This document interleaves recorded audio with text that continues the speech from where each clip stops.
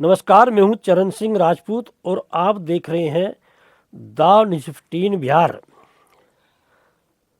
जननायक भारत रत्न समाजवादी पुरोधा कर्पूरी ठाकुर की जयंती आज पूरा देश मना रहा है। चाहे बिहार में सत्तारूढ़ पार्टी हो या विपक्ष की पार्टी हो, दोनों ओर से जो है जननायक कर्पूरी ठाकुर के गृह जनपद समस्तीपुर में कार्यक्रम किए जा रहे हैं। जदयू और भारतीय जनता पार्टी जो एक चर्चा का कार्यक्रम समस्तीपुर में रखा है और आरजेडी की ओर से जो कर्मस्थली रही है कर्पूरी ठाकुर की झंझारपुर, वहां पर कार्यक्रम रखा गया है। प्रधानमंत्री नरेंद्र मोदी ने भी कर्पूरी ठाकुर के महान बताते हुए अपना संदेश जो है वह दिया है। बात कर्पूरी ठाकुर की हो रही है तो आज की राजनीति जो इस समय है, जाति धर्म की राजनीति, बाहुबल की राजनीति और धन की राजनीति, उस पर चर्चा करना बहुत जरूरी हो गया है। आज जो जाति के नाम पर राजनीति करने वाले नेता हैं, जो धन के नाम पर राजनीति करने वाले नेता हैं, जो बाहुबल के नाम पर राजनीति करने वाले नेता हैं, उन्हें कर्पूरी ठाकुर के संघर्ष और सादगी को समझना चाहिए। बिहार में 2% है हजाम जाति। हजाम जाति जो है, जिसे हम लोग नाई बोलते हैं, 2% वोट है बिहार में। और कर्पूरी ठाकुर जो है वो 1952 से विधायक बने, 1952 में, और लगातार जो है जीते, कभी विधायक का चुनाव हारे नहीं। एक बार डिप्टी सीएम रहे और 2 बार जो है सीएम रहे। यदि कर्पूरी ठाकुर की सादगी की आप बात करेंगे तो हिंदुस्तान में कर्पूरी ठाकुर की सादगी और जिस गरीबी में उन्होंने संघर्ष किया और जो नैतिकता उनमें देखने को मिली, वह दूर दूर तक देखने को नहीं मिलती है। यदि आप डॉक्टर राम मनोहर लोहिया को छोड़ दें, समाजवाद के प्रणेता डॉक्टर राम मनोहर लोहिया, जो उनकी सादगी थी, जो उनका संघर्ष था, जो उनकी प्रतिबद्धता थी दबे कुचलों के प्रति, उसी तरह की प्रतिबद्धता, उसी तरह की सादगी, उसी तरह के विचार, उसी तरह की नीतियां जननायक कर्पूरी ठाकुर में देखने को मिली। या आप ये कह सकते हैं कि राम मनोहर लोहिया के विचारों का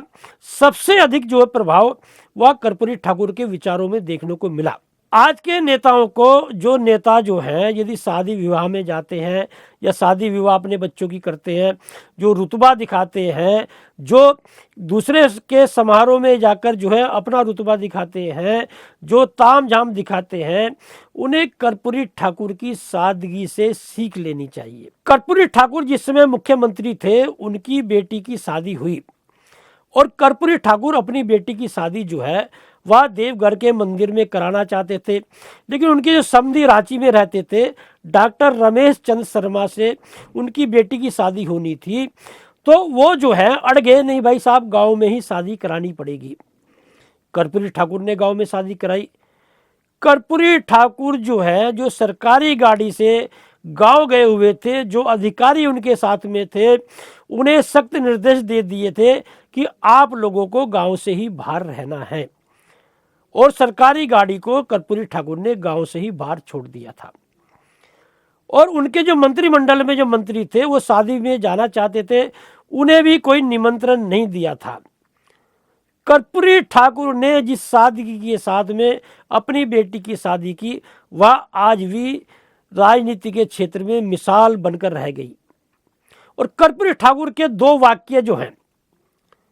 बड़े इस समय प्रचलित हैं और 2 वाक्यों की बड़ी चर्चा होती है उनके संघर्ष को लेकर, उनकी राजनीतिक करियर को लेकर। एक वाक्य, जब वो संघर्ष कर रहे थे, पढ़ाई कर रहे थे, तो वहां की जो स्थानीय जमींदार थे उनसे वो पैसे मांगने गए। जमींदार ने बोला, भाई पैसे ऐसे तो नहीं मिलेंगे, मेहनत करनी पड़ेगी। कर्पूरी ठाकुर मेहनत करने के लिए तैयार हुए और जमींदार ने 28 बाल्टी उनसे पानी भरवाया, तब जो है पैसे दिए और उससे जो है कर्पूरी ठाकुर ने अपनी फीस भरी। एक वाक्य जो है उनका जो है वो हिंदुस्तान की राजनीति में नेताओं के सीख लेने के लिए बहुत जरूरी है। कर्पूरी ठाकुर के मुख्यमंत्री रहते हुए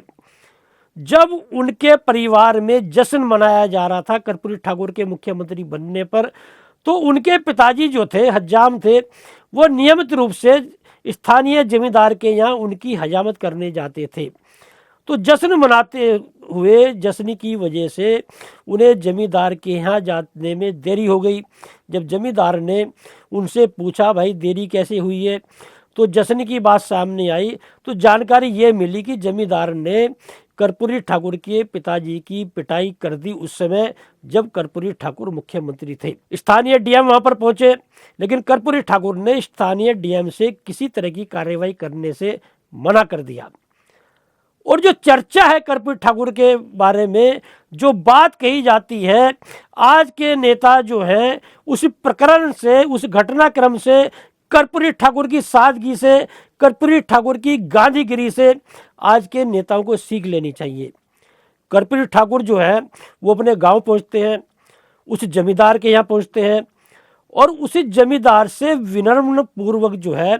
आग्रह करते हैं कि भाई मेरे पिताजी जो है बूढ़े हो चुके हैं, यदि आपकी अनुमति हो तो आपकी दाढ़ी मैं बना दूं। एक सूबे का मुख्यमंत्री, बिहार का मुख्यमंत्री जमींदार से बोल रहा है कि मैं आपकी दाढ़ी बना दूं, तो जमींदार की स्थिति क्या रही होगी, जमींदार की आंख जो है किस तरह से लज्जा से झुक गई होगी, आप अंदाजा लगा सकते हैं। ये कोई कहानी नहीं है, ये कोई किस्सा नहीं है, ये असलियत है बिहार की उस समाजवादी प्रौढ़ा की जिसने 2% वोट रहते हुए बिहार पर 2 बार मुख्यमंत्री रहे, 1 बार उप मुख्यमंत्री रहे और लगातार विधायक रहे। आज के जो नेता हैं, चाहे जदयू के नेता हो, आरजेडी के नेता हो और तमाम नेता जो आज कर्पूरी ठाकुर की जयंती मना रहे हैं, वो उनके जीवन के संघर्ष से कोई सीख लेने को तैयार नहीं है, उनकी सादगी से कोई सीख लेने को तैयार नहीं है, उनके जो बिहार में उन्होंने काम किए उनसे सीख लेने को तैयार नहीं है, और जो राजनीति में एक सादगी का संदेश कर्पूरी ठाकुर ने दिया उससे कोई सीख लेने को तैयार नहीं है। एक चर्चा उनकी बड़ी प्रचलित है, जब वो विपक्ष के नेता थे तो रामनाथ ठाकुर जो आज नीतीश कुमार की जो है मंत्रिमंडल में मंत्री हैं, तो वो जो है कभी जो है कई बार इस बात की चर्चा करते हैं कि पिताजी जो है जब मैं पढ़ रहा था तो हर साल बोलते थे साहब अगली सर्दी जब आएगी तब आपको कोट दिलवा दूंगा, लेकिन जब भी मैं कोट मांगता था फिर वो अगली सर्दी की बात कर देते थे। एक बार मैंने एक रेलवे स्टेशन की चर्चा की उन्होंने कि वहाँ पर पिताजी से मिलने गया और मैं जिद पकड़ बैठा कि मुझे इस बार कोट चाहिए, लेकिन पिताजी ने फिर भी टाल दिया। एक चर्चा और है उनकी कि वो जो है मुख्यमंत्री रहते हुए उन्हें ऑस्ट्रिया जाना था, किसी पड़ोसी का कोट मांगकर उन्हें जाना पड़ा और वहाँ पर पता चला कोट फटा हुआ था, तो ऑस्ट्रिया में जो है उन्हें जो है एक कोट गिफ्ट किया गया। मुख्यमंत्री पद पर रहने वाला व्यक्ति, कई बार विधायक बना हुआ व्यक्ति, एक बार उप मुख्यमंत्री पद पर रहने वाला व्यक्ति कितनी सादगी से जीता रहा, किस तरह से उनके पिताजी हजामत लोगों की बनाते रहे और सरकारी पैसे का एक पैसे का दुरुपयोग नहीं किया, जिंदगी भर जो है संघर्ष करते रहे। ऐसे कर्पूरी ठाकुर के जीवन से, संघर्ष से, सादगी से आज के नेताओं को सीख लेनी चाहिए। और यदि आपको याद होगा कि एक बहुत प्रचलित चर्चा और है, उनके बहनोई जो है जब वो मुख्यमंत्री थे उनसे नौकरी मांगने गए, कर्पूरी ठाकुर ने 50 रुपये अपनी जेब से निकाले और अपने बहनोई को दिए कि भाई उस तरह जो है खरीद लेना और कैंची खरीद लेना, जो हजामत बनाने के सामान है वो खरीद लेना और जाओ अपने पुश्तैनी काम में लगो। तो कर्पूरी ठाकुर की ये इस समय जो है उनका जो महादलित वोट बैंक है, जो अति पिछड़ों का वोट बैंक है, उसे कब्जाने के लिए, उस पर डोरे डालने के लिए कर्पूरी ठाकुर की जयंती तो सारे दल बनाने को तैयार हैं, सारे दल बना रहे हैं। विशेष रूप से बिहार में जो है इस समय ये चुनावी साल है, आरजेडी हो, जदयू हो, भारतीय जनता पार्टी हो, चिराग पासवान हो, उपेंद्र कुशवाहा हो, जीतन राम मांझी हो, तमाम नेता जब प्रशांत किशोर हो, इस समय आपको कर्पूरी ठाकुर की सादगी का राग अलापते हुए दिखाई देंगे। लेकिन समाजवाद के नाम पर कितनी प्रॉपर्टी जो है आरजेडी के जो मुखिया है लालू प्रसाद यादव ने अर्जित कर रखी है, या जो और मंत्री हैं बिहार में उन्होंने कितनी अर्जित कर रखी है, उस पर कोई गौर करने को तैयार नहीं है। या जनता की सेवा करने वाले जो लोग हैं, जनता की बात करने वाले जो लोग हैं, वो जनता की बात समझने को तैयार नहीं है। नीतीश कुमार जो है उनके बारे में भी बोला जाता है साहब सुशासन बाबू, बीपीएससी छात्र जो है वो लगातार संघर्ष कर रहे हैं, परीक्षा रद्द करने की मांग कर रहे हैं, नीतीश कुमार के दरवाजे पर बैठे हुए हैं और नीतीश कुमार प्रगति यात्रा के माध्यम से विभिन्न जिलों में जा रहे हैं, लोगों से समस्याएं पूछ रहे हैं। लेकिन जो उनके दरवाजे पर छात्र आए हुए हैं और वो नीतीश कुमार जो छात्र आंदोलन से निकले हुए नेता हैं, वो उन छात्रों की समस्या समझने को तैयार नहीं है। तो आज कर्पूरी ठाकुर की जयंती पर यदि नेता उनके संघर्ष से, उनकी सादगी से, उनके क्रियाकलाप से कुछ सीख ले तो समझ में आता है। नहीं तो ये जो वोट बैंक की राजनीति चल रही है, वो कर्पूरी ठाकुर, डॉक्टर राम मनोहर लोहिया, आचार्य नरेंद्र देव, जो समाजवादी पुरोधा रहे हैं, उनके नाम पर वोट तो भुनाते रहेंगे, लेकिन उनके जीवन से, उनके संघर्ष से, उनकी सादगी से तो सीख लेने को आज के नेता तैयार नहीं है। तो कर्पूरी ठाकुर की जयंती पर यदि आज के नेता उनकी सादगी से, संघर्ष से, उनके क्रियाकलाप से कुछ सीख लें तो उनकी जयंती पर जो है उनको श्रद्धांजलि जो है देना बनता है। और नहीं तो ये जो औपचारिकताएं देश में निभाई जा रही हैं, इनसे कोई फायदा जो है देश समाज को होने वाला नहीं है। लेकिन एक बात और देखने को मिली है, जो अच्छे लोग हुए राजनीति में, जो अच्छे जनसेवक हुए हैं या जनता की बात करने वाले जो नेता हुए हैं, वो लंबे समय तक जो है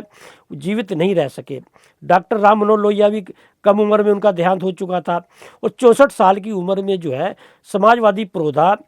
जननायक कर्पूरी ठाकुर जो है 17 फरवरी 1988 में जो है वो